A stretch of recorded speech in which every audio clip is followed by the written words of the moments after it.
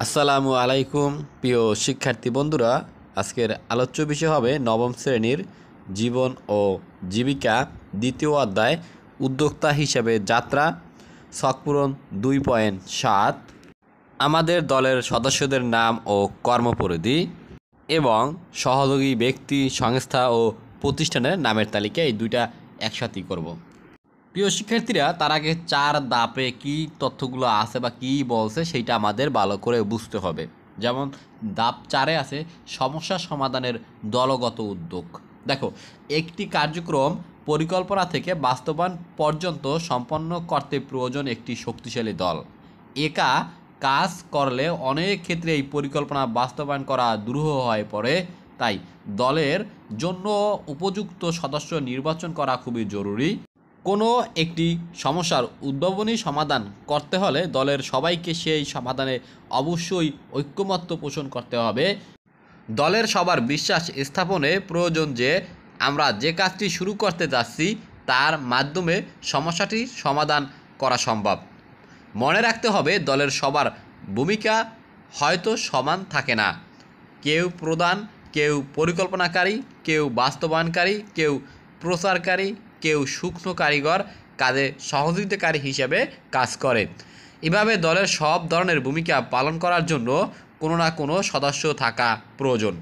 কতজন সদস্য হলে খুব ভালো দল হবে তার কোনো নির্দিষ্ট মাপকাঠি নেই। তবে শুধু তোমাদের দলে নেওয়া উচিত যাদের এই ধরনের সামাজিক উদ্যোগ বাস্তবায়নে দারুণ আগ্রহ আছে, সংশ্লিষ্ট কাজে উৎসাহী এবং প্রয়োজন অনুযায়ী সময় দিতে পারবে। আমাদের নির্বাচিত সমস্যাটি সমাধানের উদ্দেশ্যে এবার আমাদের দলের জন্য 2.7 ছকটি পূরণ করি। তাহলে এখন আমরা ছক পূরণ করব 2.7, আমাদের দলের সদস্যদের নাম এবং কর্মপরিধি। এখানে দেখো কি কি আছে, যে আমাদের প্রথমে দলের নাম দেব যে বাল্যবিবাহ ও যৌতুক দূরীকরণ। প্রথম কলামে আছে সদস্যদের নাম, দ্বিতীয় কলামে আছে যে কাজে পারদর্শী, তৃতীয় কলামে আছে যে নির্ধারিত কাজ। আচ্ছা, তাহলে প্রথমে আমরা প্রথম কলামে যেহেতু সদস্যদের নাম সাকিব দিয়েছি, তারপরে যে কাজে পারদর্শী সেটা হলো সচেতনতা। এরপরে তৃতীয় কলামের কাজ যে স্থানীয় সম্প্রদায়ের মাধ্যমে বাল্যবিবাহ ও যৌতুকের বিরুদ্ধে সচেতনতা বৃদ্ধির জন্য প্রচারণা ও কর্মশালা আয়োজন, স্কুল, কলেজ এবং অন্যান্য শিক্ষা প্রতিষ্ঠানে বক্তৃতা ও আলোচনা সভা আয়োজন, গ্রাম ও পল্লী এলাকায় মিছিল প্রদর্শন এবং সাংস্কৃতিক অনুষ্ঠানের মাধ্যমে বার্তা প্রচার করা, তোমরা যেইটা বলো। এরপরে দ্বিতীয় ধাপে কাজ দেব যে জাহানারা, মানে ব্যক্তির নাম, সদস্যদের নাম। এরপরে যে কাজের পারদর্শী সেটা হলো আইনি। এরপরে নির্ধারিত কাজ কি দেব, যে বাল্যবিবাহ ও যৌতুকের শিকারদের আইনি পরামর্শ ও সহায়তা প্রদান, আইনি সচেতনতা বৃদ্ধির জন্য কর্মশালা ও প্রশিক্ষণ কর্মসূচির আয়োজন। এরপরে ধাপ 3-এ দেব মিরাজ, আর এখানে তোমার যে কাজে পারদর্শী সেটা হলো সমাজসেবা।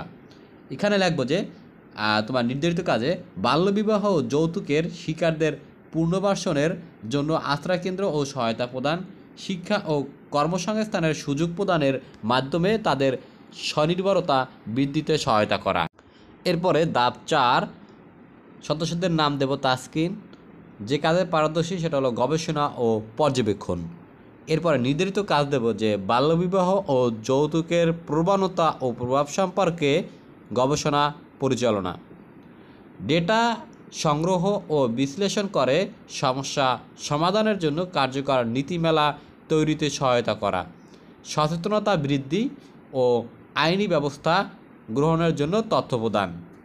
এরপরে ধাপ 4, ব্যক্তির নাম দেব বা সদস্যের নাম লামিয়া। এরপরে যে কাজে পারদর্শী সেটা হলো অ্যাডভোকেসি ও নীতি প্রণয়ন।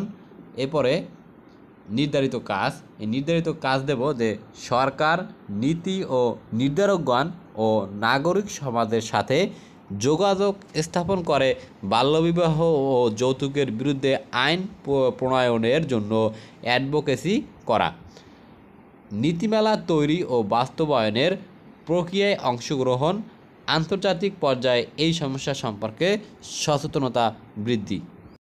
প্রিয় শিক্ষার্থীরা, এরপর আমরা কাজ করব যে সহযোগী ব্যক্তি, সংস্থা, প্রতিষ্ঠানের নামের তালিকা দেব। তার আগে উপরের তথ্যগুলো আমাদের পড়ে বুঝতে হবে।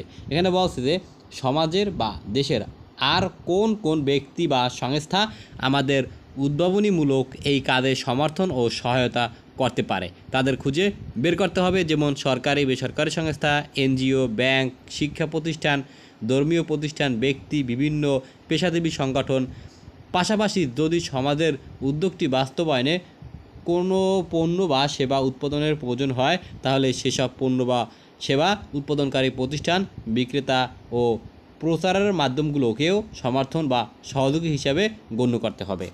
এরপরেরটা যে ছক পূরণ করব সেটা হলো তোমার সহযোগী ব্যক্তি, সংস্থা, প্রতিষ্ঠানের নামের তালিকা। এখন দেখো আমাদের যে সহযোগী ব্যক্তি এবং কারা কারা, যেমন ধরো প্রথমে আমাদের প্রাথমিক পর্যায়ে সহযোগিতা করতে পারে যে আমাদের বিদ্যালয়ের প্রধান শিক্ষক, শ্রেণী শিক্ষক, বিষয় শিক্ষক, তারপরে এলাকার চেয়ারম্যান, তারপরে শিক্ষা প্রতিষ্ঠান, আর হলো তোমার এলাকার মেম্বার। এই হলো সহযোগী ব্যক্তি। এবারে সংস্থা ও প্রতিষ্ঠানের নামের যে তালিকা দেবো সেটা হলো সরকারি সংস্থা, বেসরকারি সংস্থা, এনজিও সংস্থা, এরপর দিতে পারো পেশাজীবী সংগঠন ইত্যাদি। ঠিক আছে, এরপর আর দেওয়ার কোনো প্রয়োজন নাই। এই যে তোমার সহযোগী ব্যক্তি এবং সংস্থা বা প্রতিষ্ঠানের নামগুলো দেখছি, তারা কিন্তু আমাদের এই যৌতুক এবং বাল্যবিবাহ প্রতিরোধ সম্পর্কে তারা কাজ করে চলেছে। প্রিয় শিক্ষার্থীরা, আজকের মতন ক্লাস এখানেই শেষ করছি। পরবর্তী ভিডিওর দেখার আমন্ত্রণ জানিয়ে সবাই সুস্থ থাকো, ভালো থাকো। আল্লাহ হাফেজ।